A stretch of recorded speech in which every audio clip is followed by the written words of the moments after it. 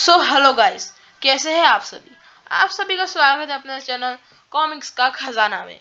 और आज के दिन हम लोग पढ़ने जा रहे हैं नगायन कॉमिक का फर्स्ट इशू वरण कांड का 4th पार्ट। तो चलिए शुरू करते हैं इसको। और अगर आप लोग इस चैनल पर नए हो और अगर आपने अभी तक चैनल को सब्सक्राइब नहीं किया है तो भाई क्या कर रहे हो, फटाफट से चैनल को सब्सक्राइब कर नोटिफिकेशन बेल को दबाना ना भूलिए। तो चलिए फटाफट से शुरू करते हैं। नागराज ब्लैक पावर में बदल रहा है। मुझे इसे रोकना होगा, रोकना ही होगा। पर कैसे? ये बख्तरधारी सांप तो मुझे जकड़ता ही जा रहा है। आ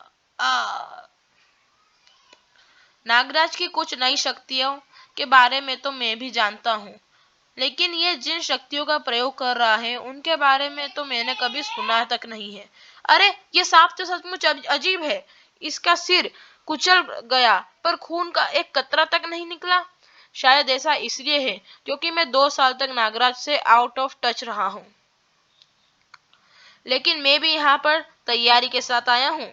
हालांकि ये तैयारियां मैंने ब्लैक पावर से निपटने के लिए की थी, लेकिन अब उनका प्रयोग मुझे नागराज पर ही करना पड़ेगा। और अगर ये ब्लैक पावर्स बन चुका है तो वह तरीका इस पर जरूर असरकारक साबित होगा। ध्रुव ने रिमोट दबाया और ये क्या है?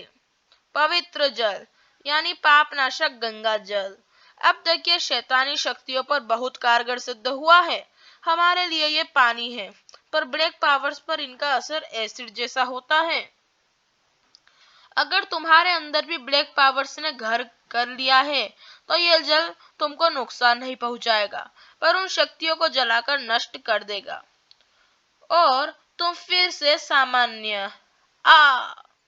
नागराज पर पवित्र जल का असर नजर तो आ रहा था, पर वह असर नागराज को रोकने में असक्षम था। छोड़ूंगा, विष पुकार, खत्म कर दूंगा ब्लैक पावर को। तू ब्लैक पावर है। पुकार पल भर में ध्रुव की जान ले सकती थी। ये अल्ट्रा रे सिक्योरिटी जोन है। हर कंटेनर स्कैनिंग के बाद ही आगे जाएगा। कृपया प्रतीक्षा करें। ओ ये क्या हो रहा है नागराज को? शायद गंगा जल का असर अब सामने आ रहा है। नागराज के बदन से धुआं निकल रहा है। इसके अंदर की ब्लैक पावर्स भस्म हो रही है। ये क्या चक्कर है? ओ माय गॉड, इतनी लंबी छलांग, एक और नई शक्ति। ये क्या चक्कर है? ये सच नहीं हो सकता। मैं जरूर किसी दूसरे पैरेलल अर्थ पर हूँ। मुझे यहाँ से जाना है मुझे। नहीं, रुको रूपक, तुम एकदम सही जगह पर आए हो और सही समझ रहे हो। डाइवोर्स कोर्ट में? होश में आओ रूपक। मैं तुमको प्यार करती हूँ। हमारी बेटी रिया तुमको प्यार करती है। पर मैं एक नागिन से कैसे प्यार कर सकता हूँ? मुझे पता ही नहीं था कि तुम एक नागिन हो रूबिया। यह सच्चाई मैं तुमको बहुत पहले ही बता देती रूपक, पर तुम स्पेस में चले गए थे और मैंने पागलों की तरह 20 सालों तक तुम्हारा इंतजार किया। तुम्हारी बेटी अपनी बेटी को जन्म दिया, उसको पाला, उसने भी तुम्हारा इंतजार किया। और आज जब वह आया जिसका नाम जिस जिसका हम 20 सालों से इंतजार करते रहे, तो वह मुझसे प्यार नहीं तलाक मांग रहा है। आई एम सॉरी रूबिया, पर यह मेरे लिए एक बहुत बड़ा शौक था। पर अब मैं संभल गया हूँ। पर क्या रिया भी? नहीं नहीं, रिया नागिन नहीं है, एक नॉर्मल लड़की है। Normal normal girl with abnormal powers.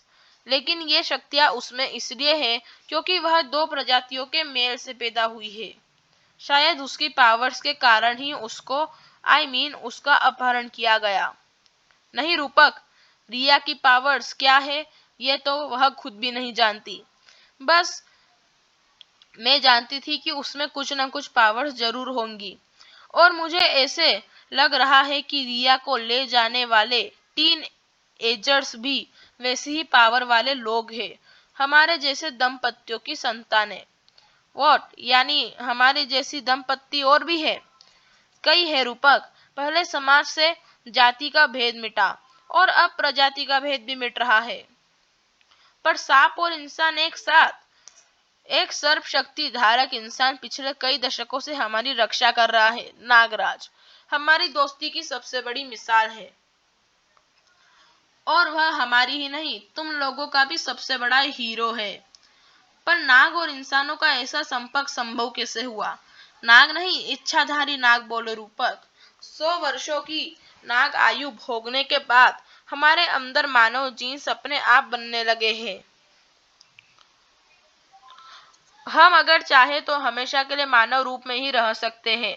ऐसे कई इच्छाधारी नाग हैं रूपक, और वे सदियों से मानवों के बीच में उन्हीं के रूप में रहते आए हैं।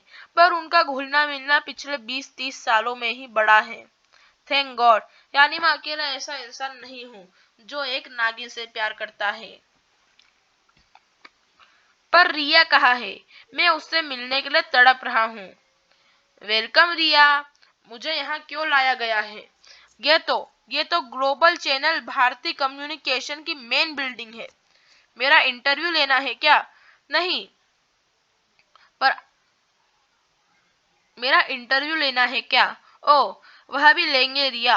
पर पहले मैं यह जानना चाहता हूँ कि तुमने अपना हाथ ब्लैक पावर के सीने में डालकर उसका दिल कैसे पकड़ लिया था? क्या तुमको पहले से पता था कि तुम्हारे पास थ्रू पावर है? नहीं, पर आप कौन है? Roger, south east Asian region का सिक्योरिटी इंचार्ज। इस क्षेत्र को ब्लैक पावर से मुक्त रखना मेरा काम है, और मुझे इस काम में तुम्हारी मदद चाहिए। मेरी मदद? पर मैं क्या कर सकती हूँ? मेरी उम्र तो सिर्फ 19 साल है। इन सब की उम्र भी 20 साल से कम है। तो दोस्तों, ये वाला पार्ट यहीं तक था। अगले पार्ट के लिए प्लीज चैनल को सब्सक्राइब कर दीजिए और वीडियोस को लाइक करके शेयर कर दीजिए। और अगर आप इस चैनल पर नए हो तो प्लीज नोटिफिकेशन बेल को भी सब्सक्राइब करने के साथ दबा दीजिएगा। चलो मिलते हैं अगले पार्ट में।